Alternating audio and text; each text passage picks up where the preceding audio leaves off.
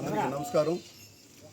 ఈరోజు వెంకటగిరి రూరల్ మండలం మొగళ్ళగుంట పంచాయతీలో ఉన్నాము.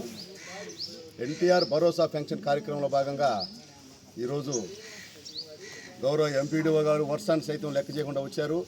అదేవిధంగా ప్రతి నెల 1వ తారీఖు ఆదివారం వస్తుందనుకుంటే 31వ తారీఖే పెన్షన్ పంచుతున్నటువంటి ప్రభుత్వం ఉమ్మడి ప్రభుత్వం ఎన్డీఏ బీజేపీ జనసేన తెలుగుదేశం ప్రభుత్వం.